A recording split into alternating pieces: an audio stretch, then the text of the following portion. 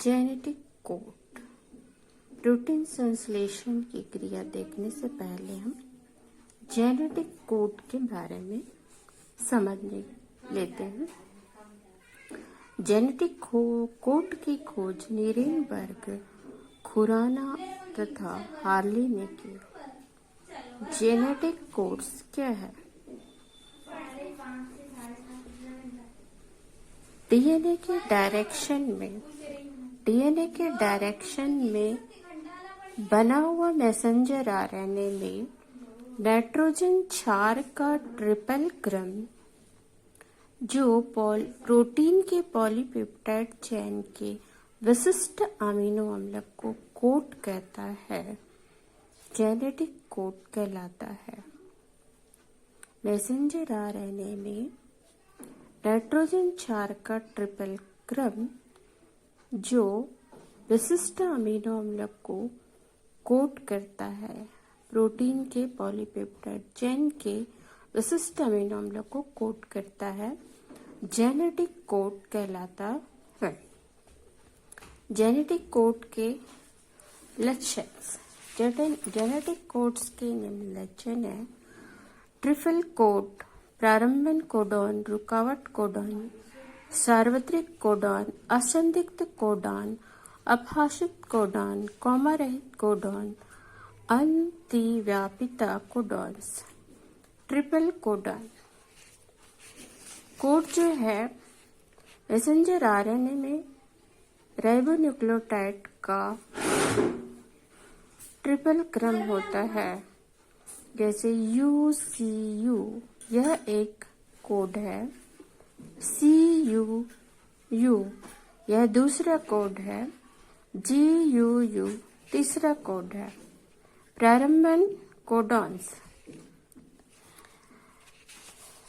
Messenger RNA में polypeptide chain को प्रारंभ करने के लिए हमेशा एक प्रारंभन कोडॉन्स होता है जो UAUG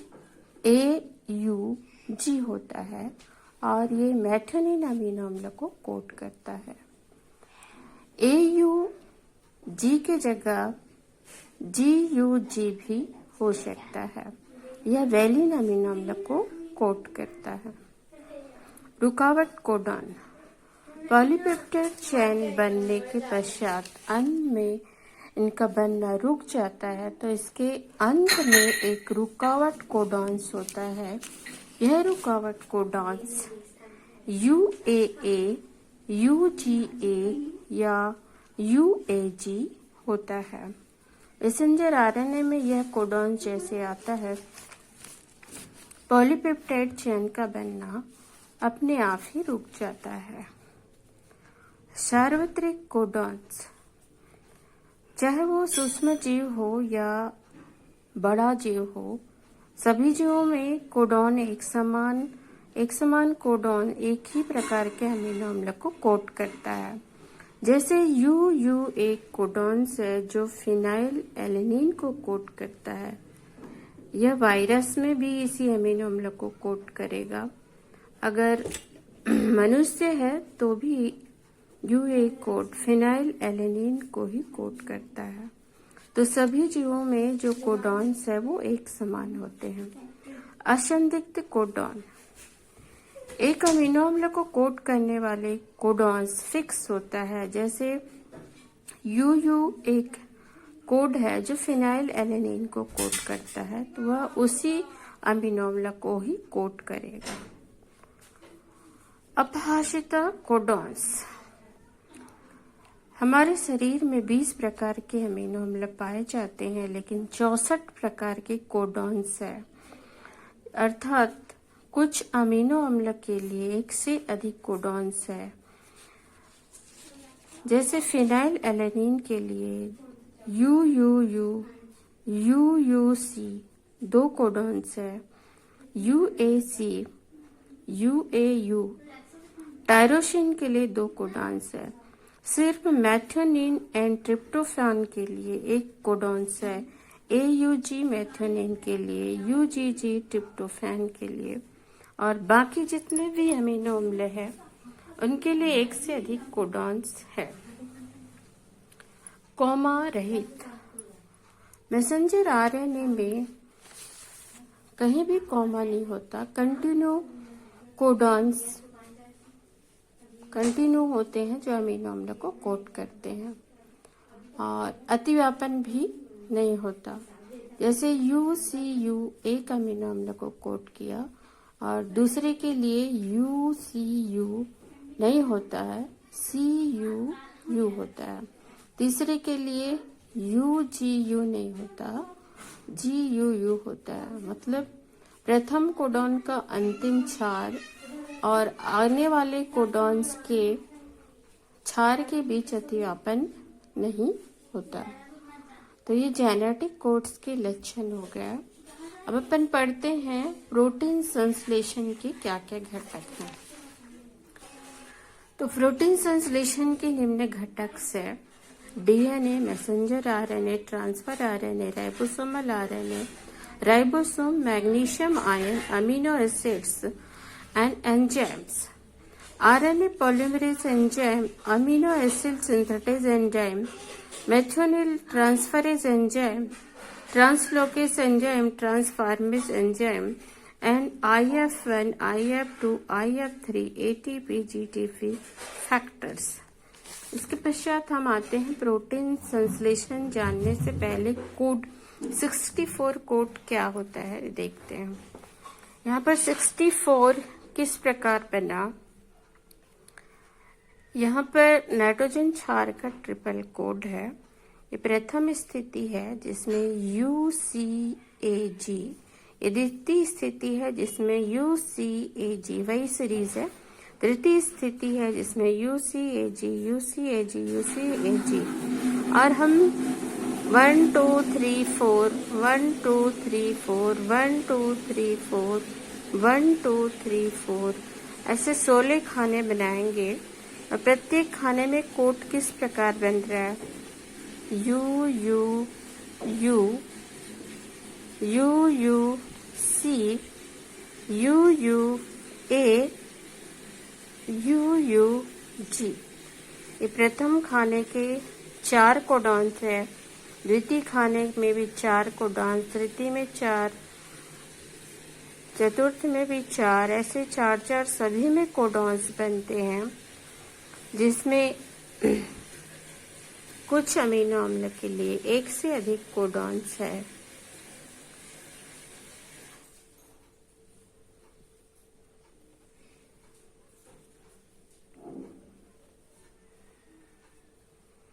मेथियोनिन AUG, इसके लिए सिर्फ एक कोडॉन्स है।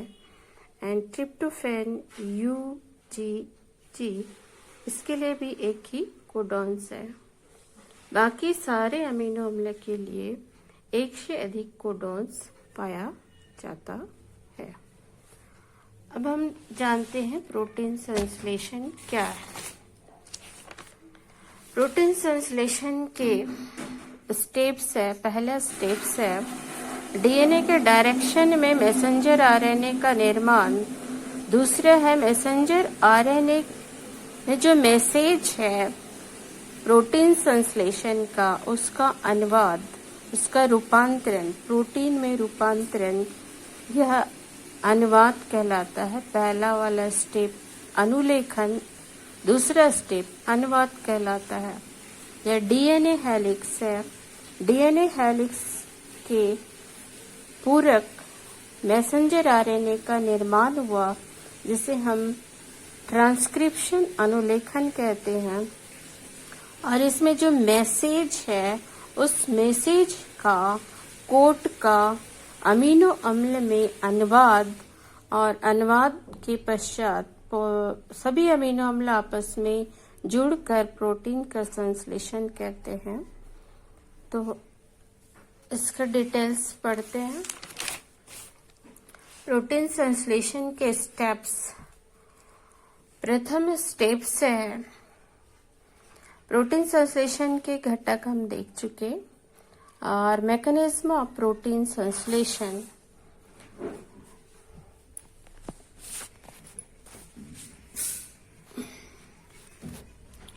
तो प्रोटीन संश्लेषण की क्रियाविधि में पहला है अनुलेखन। मैसेंजर आरएनए का संश्लेषण, जिसे ट्रांसक्रिप्शन कहते हैं, इसके 4 स्टेप्स है। पहला है राइबोन्यूक्लियोटाइड का सक्रियकरण, दूसरा है डीएनए टेम्पलेट का निर्माण, और तीसरा है आरएनए पॉलीमरेज एंजाइम की सहायता से मैसेंजर आरएनए श्रृंखला का निर्माण, और चौथा है मैसेंजर आरएनए का अलग होना। ये 4 स्टेप्स अनुलेखन के हैं, ट्रांसक्रिप्शन के हैं। इसके बाद है अनुवाद ट्रांसलेशन, इसके भी 6 स्टेप्स है। पहला है अमीनो अम्ल का सक्रियकरण, दूसरा है ट्रांसफर आरएनए के साथ सक्रिय अमीनो अम्ल का जुड़ना, तीसरा है पॉलीपेप्टाइड श्रृंखला का समारंभन, चौथा है पॉलीपेप्टाइड श्रृंखला का दृढ़ीकरण, पॉलीपेप्टाइड श्रृंखला का समापन एंड स्वतंत्र पॉलीपेप्टाइड श्रृंखला का रूपांतरण। तो हम सबसे पहले ट्रांसक्रिप्शन देखते हैं।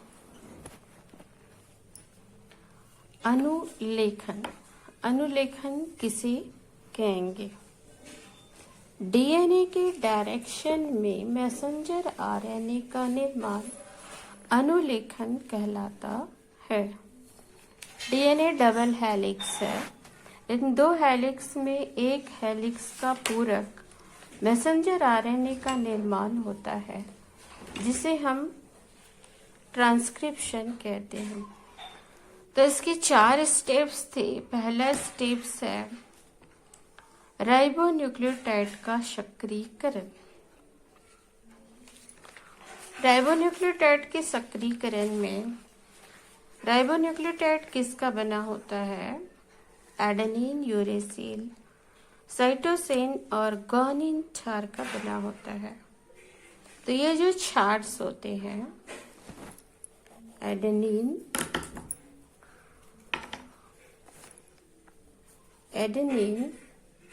यूरेसिल, साइटोसिन और ग्वानिन, ये मोनोफॉस्फेट्स के रूप में रहते हैं। इन मोनोफॉस्फेट का ट्राइफॉस्फेट में रूपांतरण होता है। Adenosine monophosphate, guanosine monophosphate, cytosine monophosphate, uracil monophosphate, guanosine monophosphate का फास्फोराइलेशन होता है, फास्फोराइलेज एंजाइम की उपस्थिति में, और एएमपी से एटीपी का निर्माण होता है, यूएमपी से यूटीपी का निर्माण होता है, और सीएमपी से सीटीपी का निर्माण होता है, जीएमपी से जीटीपी का निर्माण होता है। एडेनोसिन मोनोफॉस्फेट एडेनोसिन ट्राइफॉस्फेट में कन्वर्ट होता है, and uracil triphosphate cytosine triphosphate and guanosine triphosphate में चेंज होता है। इसके बाद राइबोन्यूक्लियोटाइड का बनना स्टार्ट होता है। दूसरा स्टेप है डीएनए टेम्पलेट का निर्माण। यह डीएनए के 2 हेलिक्स है। इन 2 हेलिक्स में एक हेलिक्स जो है टेम्पलेट का काम करेगा। तो टेम्पलेट का निर्माण होगा। उस टेम्पलेट में निम्न क्षेत्र होगा: promoter, operator, coding region and terminating site पाया जाता है। 2 हेलिक्स में एक हेलिक्स जो है वो टेम्पलेट का काम कर रहा है। इस टेम्पलेट डीएनए में 4 क्षेत्र होगा। पहला क्षेत्र है प्रमोटर, जहां से स्टार्ट होगा उसे प्रमोटर कहेंगे। उसके बाद ऑपरेटर, उसके बाद कोडिंग रीजन और लास्ट में टर्मिनेटिंग रीजन पाया जाता है। तो ये है टेम्पलेट डीएनए का निर्माण।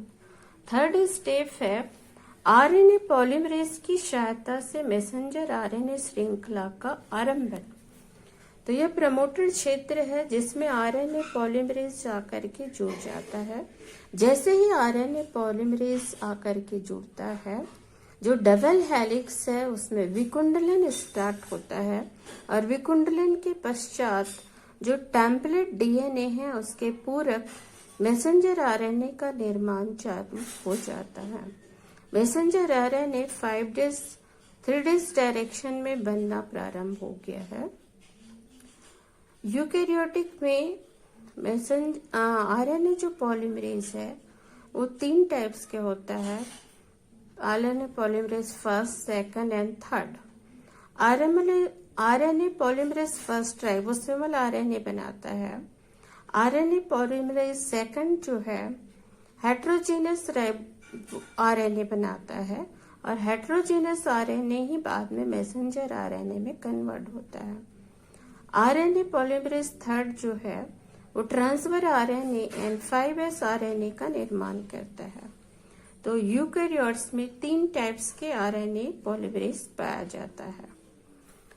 तो यहाँ पर जैसे ही आरएनए पॉलीमरेज हेलिक्स में जुड़ा और विकुंडलन स्टार्ट हुआ, मैसेंजर आरएनए का निर्माण स्टार्ट हो गया।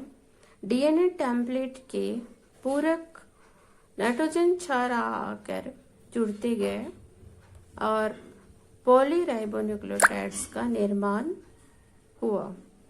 अब मैसेंजर आरएनए का अब निर्माण होने के बाद जैसे ही टर्मिनेटिंग जोन आता है वहां पर रो फैक्टर्स पाया जाता है। रो फैक्टर आकर जुड़ गया है। जैसे ही रो फैक्टर आएगा आरएनए पॉलीमरेज वहां से पृथक हो जाएगा और मैसेंजर आरएनए भी वहां से अलग हो जाएगा। तो रो फैक्टर आने के पश्चात मैसेंजर आरएनए पृथक हो गया और आरएनए पॉलीमरेज पृथक होने से जो डीएनए विकुंडलन है वह भी रुक जाता है।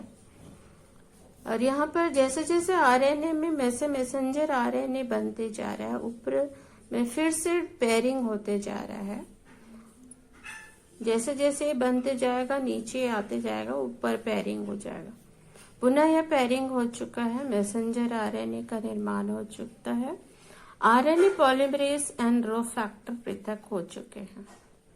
तो हमने पहला स्टेप देखा, डीएनए के डायरेक्शन में मैसेंजर आरएनए का निर्माण। 2 हेलिक्स में एक हेलिक्स का पूरक मैसेंजर आरएनए का निर्माण हो रहा है और यह मैसेज को लेकर के केंद्रक झिल्ली के केंद्रक छिद्र से बाहर निकलकर कोशिका द्रव में आ जाता है, इसलिए इसको मैसेंजर आरएनए कहते हैं। इस मैसेंजर आरएनए में प्रोटीन संश्लेषण के मैसेज निहित है। तो हम अब प्रोटीन संश्लेषण के स्टेप्स देख।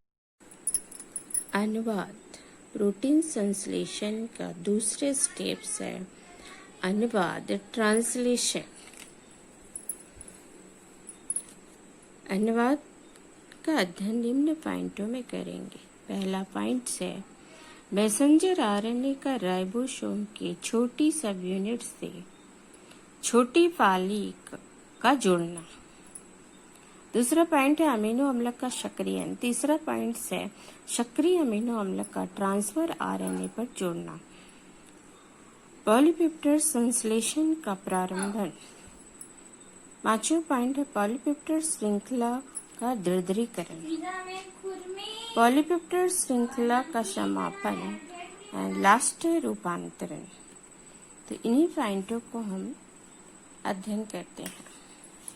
पहला पॉइंट है मैसेंजर आरएनए का राइबोसोम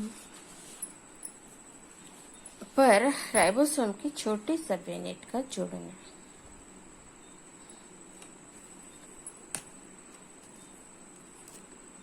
मैसेंजर आरएनए है। मैसेंजर आरएनए में सर्वप्रथम राइबोसोम की छोटी सब यूनिट जुड़ रही है। अगर प्रोकैरियोट्स है तो 30S छोटी सब यूनिट जुड़ेगी और यूकैरियोट्स है तो 40S सब यूनिट जुड़ती है। छोटी सब यूनिट जोड़ने के पश्चात सक्रिय मैसेंजर आरएनए राइबोसोम आरंभिक सम्मिश्रण बनाता है। Messenger RNA ribosome initiation complex बनता है। अब सेकंड स्टेप्स है अमीनो अम्ल का सक्रियण। तो प्रथम कोडॉन के अनुसार कोशिका द्रव में अमीनो अम्ल निष्क्रिय अवस्था में पड़ा रहता है, उस अमीनो अम्ल का सक्रियण होता है। तो प्रथम कोडॉन हमेशा AUG होगा, उस कोडॉन के अनुसार जो अमीनो अम्ल है उसका सक्रियण होगा। तो सक्रियण किस प्रकार होता है? यह मेथिओनिन अमीनो अम्ल ATP amino acyl RNA synthetase enzyme से सहयोग करता है और सहयोग करने के पश्चात सक्रिय अमीनो अम्ल adenosine monophosphate amino acyl RNA synthetase enzyme complex बनाता है।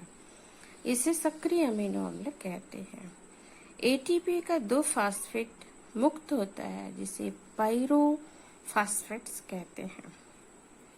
तो अमीनो अम्ल पर ATP amino acyl transfer RNA synthetase की क्रिया से सक्रिय अमीनो अम्ल का निर्माण होता है जिसे AAAMPE से प्रेजेंट करते हैं। थर्ड स्टेप्स है सक्रिय अमीनो अम्ल पर ट्रांसफर RNA का जुड़ना या सक्रिय अमीनो अम्ल पर ट्रांसफर RNA का जुड़ना। तो थर्ड स्टेप्स में यह सक्रिय अमीनो अम्ल है जिस पर ट्रांसफर RNA जुड़कर कॉम्प्लेक्स बनाएगा। RNA सिंथेटेज एंजाइम की उपस्थिति में सक्रिय अमीनो अम्ल से ट्रांसफर RNA जुड़ जाता है और AAT RNA बना लेता है।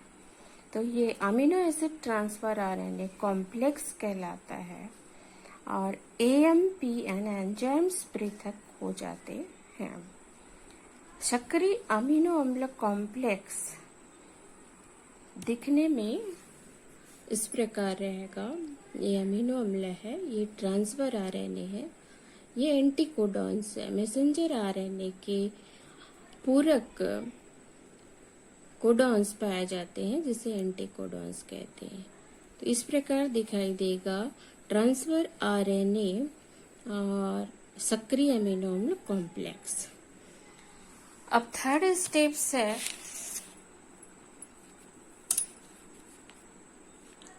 पॉलीपेप्टाइड श्रृंखला का प्रारंभन। पॉलीपेप्टाइड श्रृंखला का प्रारंभन के लिए इसमें बड़ी सब यूनिट आकर के जुड़ेगी। बड़ी सब यूनिट में 2 साइड्स है, P sides and A sides है। P साइड्स को दाता साइड कहते हैं, A साइड्स को ग्राही साइड्स कहते हैं।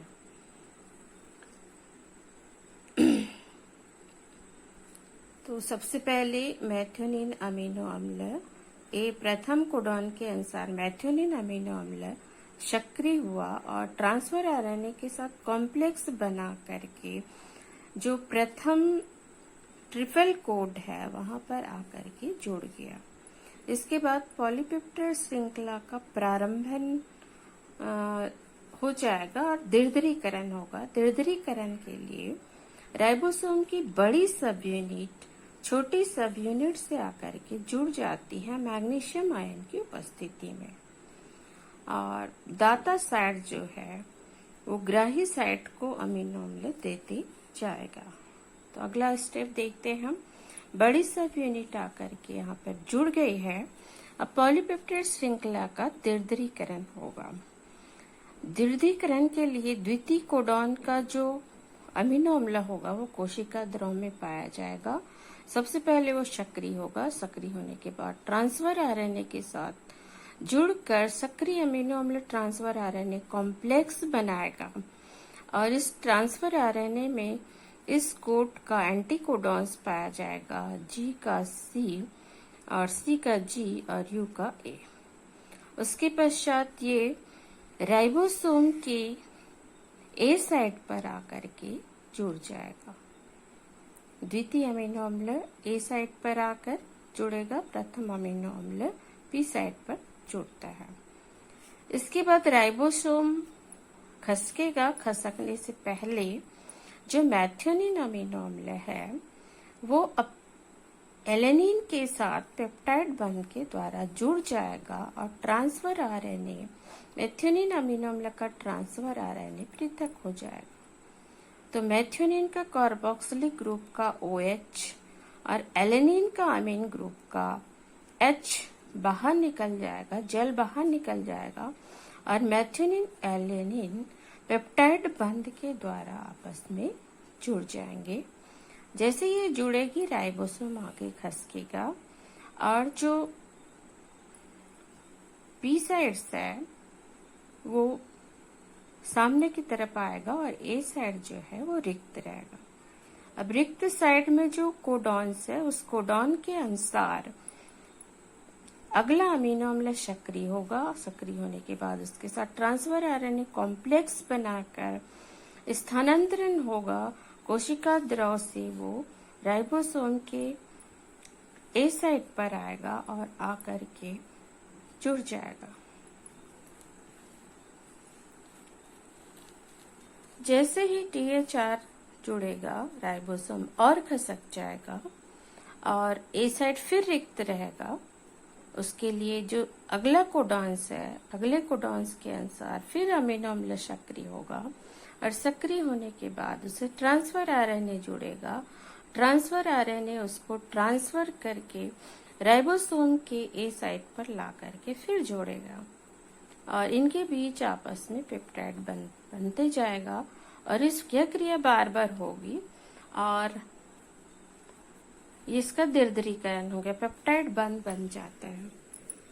इस प्रकार कई अमीनो अम्ल आपस में जुड़ते जाएंगे। इस राइबोसोम में या यहाँ पर ये साइड्स जो है पी साइड है, ये साइड जो है ए साइड्स है।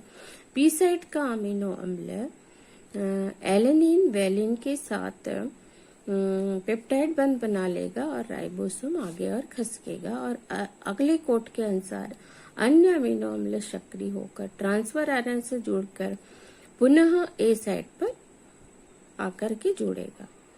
तो हमेशा ए साइड जो है रिक्त होगा और पी साइड रिक्त होते जाएगा और पी साइड का जो है वो ए साइड के अमीनो अम्ल के साथ पेप्टाइड बंध बनाकर बनाते जाएगा और लंबी श्रृंखला बना लेगी।